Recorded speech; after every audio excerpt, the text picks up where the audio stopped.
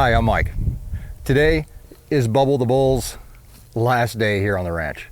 Today, you and I are going to load him up in a trailer. We're going to take him to Buffalo, Wyoming for his big day, the auction, which actually takes place tomorrow. We're going to find out what his leaving the ranch means to not only the ranch, but to us personally, right here on our Wyoming Life.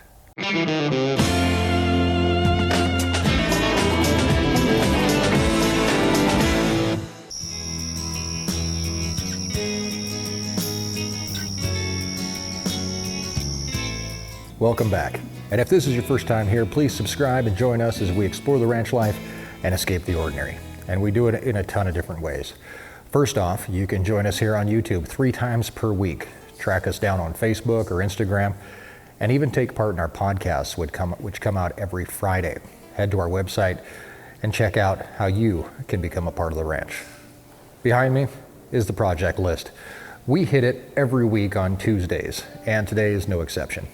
This board behind us is a list of things that we need to get done around here. It's constantly growing and shrinking, but if you need something to do, head on over here, take a look, and pick a project. Today, we're taking our little lost bull, Bubbles, to auction. His time on the ranch is over. He's been here for 6 years. He's helped create hundreds of calves, and he's kept the ranch going. And for that, we thank him and we treat him with respect.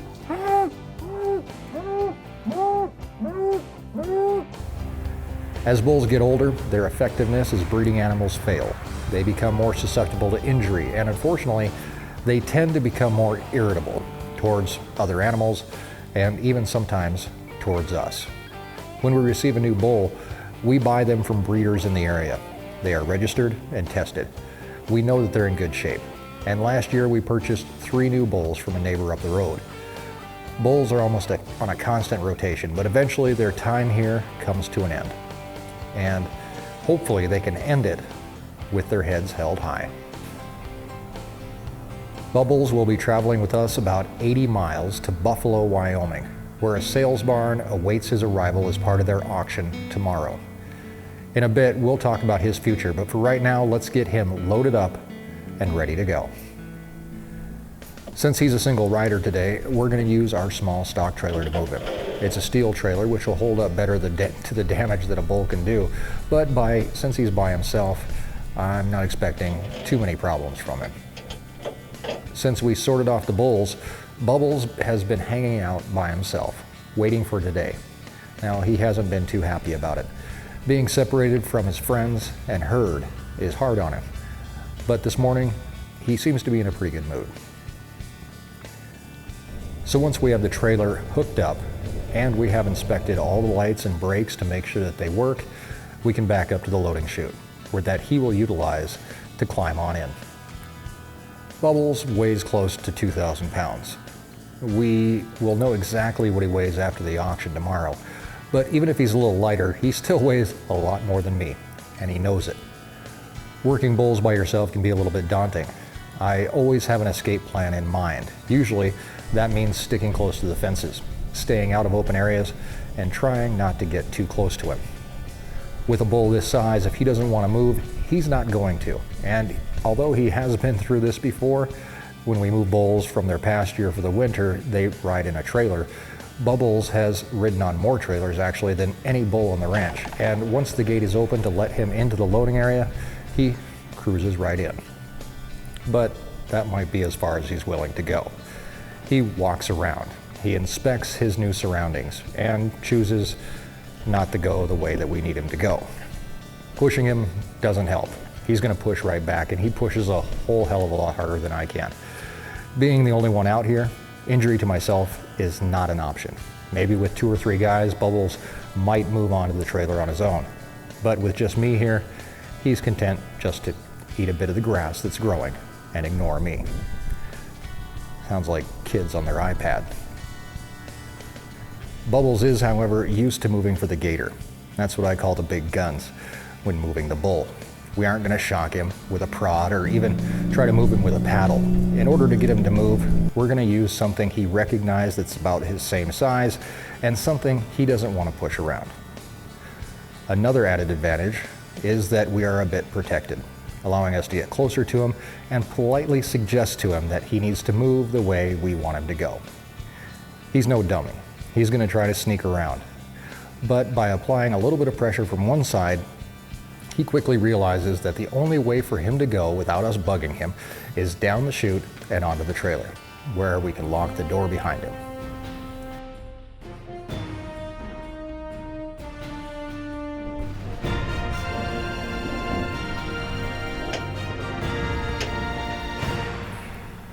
It's not time to go yet, though. We have a lot of weight in this trailer, and right now he has the entire trailer to wander around in. Driving down the road with him and in here moving around can cause the trailer to sway or even fishtail on the road if he starts throwing his weight around. And with any trailer, you want a majority of the weight towards the front. This trailer is divided into two parts, and by closing the inner door, we can lock him in the front half, where he can do the least amount of damage. And now, off we go. But not to the sales barn quite yet. We need to actually take him to town. Anytime an animal is taken to the sales barn, the state wants proof of ownership. And with a quick stop at our local feed store, we can pick up what is known as a G-form. A G-form is required whenever livestock cross county lines. And after a bit of paperwork, we're now on the road for Buffalo. Buffalo is a town of about 4,500 people, nestled in the foothills of the Bighorn Mountains, and the location of our closest sales barn.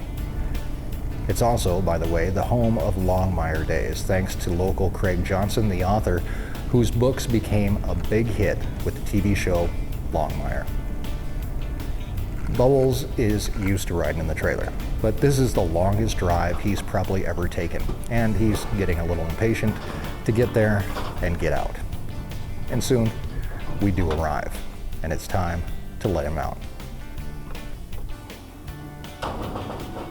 This is where Bubbles will be sold to his next owner. What will happen to him, we will probably never know. He could be sold to another rancher who would like to get some more breeding time out of him, but more than likely, he'll be sold for slaughter. He will only bring between 50 cents to $1 a pound, but that's money that the ranch can use to help carry on. Bubbles is left behind, and we start the drive home.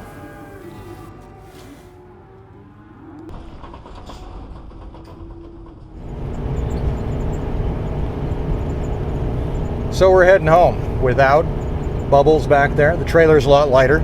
It pulls a little bit better without him moving around all the time.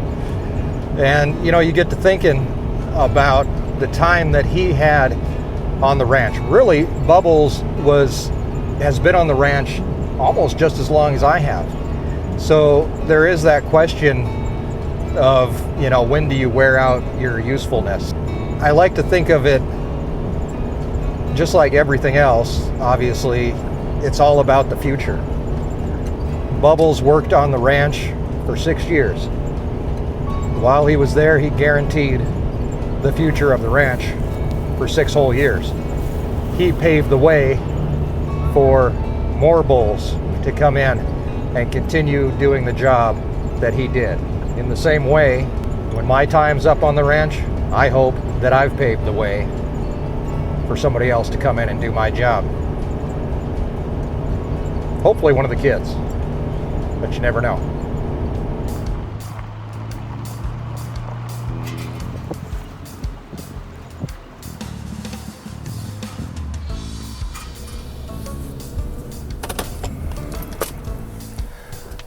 I think that's exactly what everybody wants, to leave a legacy that carries on.